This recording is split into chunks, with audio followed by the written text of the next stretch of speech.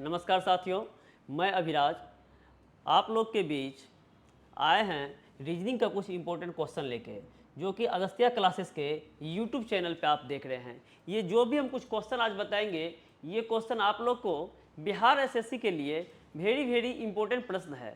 और इस तरीके का यदि आप प्रश्न बना लेते हैं तो बिहार एसएससी में 50 में 50 आपको आ ही जाएगा। इसमें 100% मेरी गारंटी है और अगस्त्या क्लासेस की गारंटी है। इसलिए हम आप लोग से निवेदन करेंगे कि जो भी लोग या जो भी छात्र छात्रा मेरे नए होंगे, कृपया करके मेरे चैनल को सब्सक्राइब कर ले। और आगे हम प्रश्न आपको स्टार्ट करते हैं। देखिए प्रश्न पहला क्या है। ये प्रश्न पहला जो है हम रैंकिंग से लिए हैं। ये भले ही प्रश्न आपको 3 से 4 लाइन का दिख रहा है, लेकिन इसका आंसर 3 से 4 सेकंड में बनना चाहिए। और यदि आप 3 से 4 सेकंड में बना लेते हैं तो समझिए आपका रैंकिंग क्लियर हो रहा है। अभी देखिए क्या कह रहा है, यहाँ पे देखिए क्वेश्चन में है जय बाएं से 21वें स्थान पर और विजय दाएं से 24वें स्थान पे। जय नाम का एक लड़का है और दूसरा लड़का विजय नाम का है। तो जय जो है बाएं से 21वें स्थान पर है और विजय दाएं से 24वें स्थान पे है। ठीक है, यदि उनके स्थानों को क्रमशः परिवर्तित कर दिया जाए तो विजय का नया स्थान दाएं से 31 हो जाता है। अब यहाँ देखिए जय जो है बाएं से 21 स्थान पे है, तो यहाँ से जय ले लीजिए बाएं से 21 स्थान पे और विजय दाएं से 24 स्थान पे। विजय जो है दाएं से 24 स्थान पे। अब यहाँ कह रहा है यदि उनके स्थान को क्रमशः परिवर्तित कर दिया जाए तो विजय का नया स्थान दाएं से 31 हो जाता है। तो विजय जब बदल लेता है तो विजय दाएं से 31 हो जाता है। तो जब विजय दाएं से 31 हो जाता है तो पंक्ति में जय का बाएं छोर से नया स्थान क्या होगा। अब जय जो यहाँ पे आ चुका है, इनका नया स्थान क्या होगा। तो आप लोग एक चीज ध्यान दीजिए, इसको इतना बनाने का कोई जरूरत नहीं है। इसमें सिर्फ और सिर्फ आप ध्यान रखेंगे यदि दो व्यक्ति का स्थान आपस में इंटरचेंज होता है, बदल लेता है, तो ऐसी कंडीशन में, ऐसी स्थिति में आपको क्या करना है, आपको सिर्फ और सिर्फ ये फोकस करना है 24 से 31 में कितने की वृद्धि हुई है। 24 से 31 में कितने की वृद्धि हुई है। तो यहाँ पे आप देख सकते हैं 24 में 7 जोड़ने से 31 होता है। 24 में 7 जोड़ने से 31 होता है। तो आप भी यहाँ पे 21 में 7 जोड़ के 28 करेंगे और वही आपका आंसर होगा ऑप्शन नंबर 4। आपका आंसर ऑप्शन नंबर 4। लेकिन आप एग्जाम में इतना करने का कोई जरूरत नहीं है। सिर्फ और सिर्फ आप एग्जाम में यहाँ फोकस करेंगे जो विजय जय बाएं से 21 है और विजय दाएं से 24 है, और बदलने के बाद विजय का नया स्थान दाएं से 31 हो जाता है। तो सिर्फ और सिर्फ ध्यान रखिएगा विजय दाएं से 24 था और 31 हो गया, 7 की वृद्धि। तो आप भी 21 में 7 जोड़ के 28 आंसर दे देंगे। और यदि इसी प्रश्न में एक बात और बता देते हैं, यदि इसी प्रश्न में आपको कुल संख्या पूछ दे तो कुल संख्या निकालने के लिए इन दोनों स्थान को जोड़ दीजिए और -1 कर दीजिएगा। कुल संख्या निकालने की बात होगी तो ये 28 -24 + 24 -1, 8 4 12 के 2 बच गया 1, 2 2 4 1 5, 52 - 1 51 हो जाएगा। या यहाँ पे इन दोनों को जोड़ के -1 कर दीजिएगा, 1 1 2 3 2 5, 52 - 1 51 हो जाएगा। यानी कहने का अर्थ हुआ यदि आपको कुल संख्या निकालना हो तो किसी एक व्यक्ति का नया स्थान, दूसरे का पुराना स्थान, -1 कर दीजिएगा, आपका आंसर आ जाएगा। चलते हैं अगला प्रश्न की ओर। अगला प्रश्न देखिए, यह अंग्रेजी वर्णमाला का प्रश्न है। यहां कह रहा है अंग्रेजी वर्णमाला में प्रारंभ से होना चाहिए। प्रारंभ से, अंग्रेजी वर्णमाला में प्रारंभ से यानी स्टार्टिंग से, प्रारंभ से 7वें अक्षर तथा अंत से 14वें अक्षर के ठीक बीच में कौन सा अक्षर होगा। यहां देखिए क्या करना है, प्रारंभ से 7वां की बात होता है तो वो अक्षर आपका जी होता है, अंत से 14वां अक्षर का बात होता है तो वो आपका अक्षर एम होता है। अब इन दोनों के ठीक बीच में ठीक बीच में कौन सा अक्षर होगा, यहाँ पे आपको क्या करना है, ये G और M के ठीक बीच में निकालेंगे तो G का 7 पोजीशन लेफ्ट से और M का 13 पोजीशन लेफ्ट से होता है। इन दोनों को जोड़ दीजिए और बाय 2 कर दीजिए तो 7 और 13 आपका 20 हो जाएगा।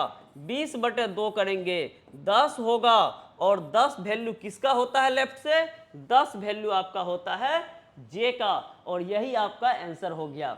अब यहाँ पे एक चीज ध्यान रखना है, यहाँ अंत से 14 था तो हम 13 लिए हैं, क्योंकि लेफ्ट का पोजीशन, लेफ्ट से M का पोजीशन 13 होता है और राइट से 14 होता है। तो यहाँ पे ध्यान रखना है, जो पोजीशन जब भी लेंगे, ये लेफ्ट का पोजीशन लेंगे तो ये भी लेफ्ट का लेंगे, बाय 2 करेंगे, और ये जो आएगा ये भी लेफ्ट का होगा। यदि राइट का पोजीशन लेते तो राइट प्लस राइट बाय 2 करेंगे और तब वहां जो आंसर आएगा वो राइट से मिलाएंगे। इसका राइट से निकालिएगा तो इसका पोजीशन राइट से 20 होता है और इसका पोजीशन राइट से 14 होता है। बाय 2 करेंगे तो ये आपका हो जाएगा 34 बाय 2 17, और राइट से 17वें नंबर पे क्या होता है, जे होता है। तो आपका आंसर जे आएगा, आपका आंसर जे आएगा। अगला प्रश्न देखिए, ये प्रश्न भी अल्फाबेट से लिया गया है और अंग्रेजी वर्णमाला में बाईं ओर से 10 में अक्षर के दाईं ओर 10वां अक्षर कौन सा होगा। अब यहाँ देखिए, यहाँ पे एक चीज ध्यान रखिएगा, यहाँ के का प्रयोग है। किसी एग्जाम में, किसी परीक्षा में यहाँ से भी रिलेटेड क्वेश्चन आता है, तो आप यहाँ पे के और से में थोड़ा ध्यान रखिएगा। अब यहाँ कह रहा है अंग्रेजी वर्णमाला में बाईं ओर से 10वें अक्षर के दाईं ओर 10वां अक्षर क्या होगा। तो यदि के का प्रयोग रहे, यदि के का प्रयोग रहे तो ध्यान रखना है, सेम डायरेक्शन रहेगा तो माइनस करेंगे, सेम डायरेक्शन रहेगा तो माइनस करेंगे, और डिफरेंट डायरेक्शन रहेगा तो प्लस करेंगे। अब यहाँ पे देखेंगे, और गिनती कहाँ से करना है, तो गिनती ध्यान रखिएगा पहले डायरेक्शन से करना है, गिनती पहले डायरेक्शन से करना है, और वही आपका आंसर होगा, पहले डायरेक्शन से करना है। अब यहाँ देखिए आपके पास क्या है, आपके पास यहाँ पे जो है बाएं है और यहाँ दाएं है, तो बाएं दाएं की चर्चा हो रही है, तो यानी आपका एल आर है। एल आर को जोड़ लेंगे तो यहाँ पे 10 और ये भी 10, कितना हो जाएगा, तो 10 और 10 हो जाएगा 20, और किधर से 20, तो पहला डायरेक्शन से गिनती करना है, लेफ्ट से 20, अर्थात लेफ्ट से 20वें नंबर पे क्या होता है, टी होता है, अर्थात ऑप्शन नंबर सी आपका सही उत्तर होगा। ठीक ना। फिर अगला प्रश्न की ओर बढ़ते हैं। अगला प्रश्न देखिए, ये आपका कोडिंग डिकोडिंग से लिया गया है। यहाँ पे कह रहा है x y equal to 600, a b c equal to 6, तो जी ओ प्लस डी ओ बराबर होंगे, किसके बराबर होंगे। अब यहाँ पे देखिए x का वैल्यू 24 होता है और y का वैल्यू 25 होता है। यदि इन दोनों को आप मल्टीप्लाई करते हैं तो आपका इनका जो हो जाएगा 25 गुना 4 100, बच गया 10, 25 गुना 50 10 60, ये आपका आ गया 600। अब ए बी सी, तो ए का 1, बी का 2, सी का 3 होता है, इन सबों को मल्टीप्लाई करेंगे तो ये आपका आ जाएगा 6। ठीक उसी प्रकार आपका जी ओ, जी का होता है 7, ओ का होता है 15, प्लस डी का होता है 4, ओ का होता है 15, इक्वल टू, तो यहाँ 7 गुना 15 करेंगे 105 होगा, प्लस 15 गुना 4 करेंगे ये 60 होगा, तो 165 आपका आंसर होगा। ऑप्शन नंबर सी आपका सही उत्तर होगा। तो इस तरीके से आपको बनाना है, और जो भी लोग मेरे चैनल पे नए होंगे कृपया करके लाइक शेयर और सब्सक्राइब करना ना भूलें। चलते हैं प्रश्न संख्या 5 की ओर। अब ये प्रश्न देखिए, ये प्रश्न आपका जो है पासा से लिया गया है। यहाँ कह रहा है नीचे पासे की दो स्थितियां दर्शाई गई है, बताइए कि यदि दो ऊपर की ऊपरी सतह पर हो तो नीचे की सतह पे कौन सी संख्या होगी। अब यहाँ देखिए दो ऊपर के सतह पे होगा तो नीचे की सतह पे कौन सी संख्या होगी, ये पूछ रहा है। इस टाइप के प्रश्न में सबसे पहले ध्यान रखिए, यहाँ दो पासा है और दोनों पासा में एक अंक समान है, और वो अंक आपका है कौन सा, वो अंक आपका है 2। तो ऐसी स्थिति में क्या होता है, इसका कंडीशन होता है इसका अपोजिट ये हो जाएगा, इसका अपोजिट ये हो जाएगा। और 2 का अपोजिट यदि पूछे तो शेष बचा हुआ अंक जो है वही आपका आंसर हो जाएगा। शेष बचा हुआ अंक अर्थात क्या हो जाएगा, अर्थात हो जाएगा 5, क्योंकि 5 यहाँ पे किसी का विपरीत नहीं हुआ है। तो 2 का विपरीत 5, और पूछ रहा है यदि 2 ऊपर की सतह पे हो तो नीचे की सतह पे क्या होगा, अर्थात 2 का विपरीत पूछ रहा है। ऑप्शन नंबर डी आपका सही आंसर हो जाएगा 5। ऑप्शन नंबर डी आपका सही आंसर हो जाएगा 5। अगला प्रश्न भी डाइस से ही लिया गया है। यहां कह रहा देखिए संख्या 4 के विपरीत सतह पे कौन सी संख्या होगी। अब यहां देखिए 5 4 और 5 4 दो अंक समान है। ऐसी स्थिति में 6 का विपरीत 2 या 2 का विपरीत 6 बड़ी आसानी से निकाल सकते थे, लेकिन क्या किया गया है, यहाँ पे ना तो 2 का अपोजिट पूछा गया है ना ही 6 का अपोजिट पूछा गया है। इस स्थिति में हमको पूछ रहा है 4 का अपोजिट। किसका अपोजिट, 4 का अपोजिट। जब 4 का अपोजिट पूछेगा तो यहाँ पे क्या करेंगे, कंडीशन पे ये आधारित नहीं होगा, ये कंडीशन पे क्वेश्चन नहीं दिया है, ये आपको क्या करना है, 4 का विपरीत पूछ रहा है। तो अब आप एक चीज ध्यान दीजिए, आप अपना नियम लगाइए, जो पड़ोसी सतह विपरीत नहीं होते हैं, पड़ोसी सतह विपरीत नहीं होते हैं।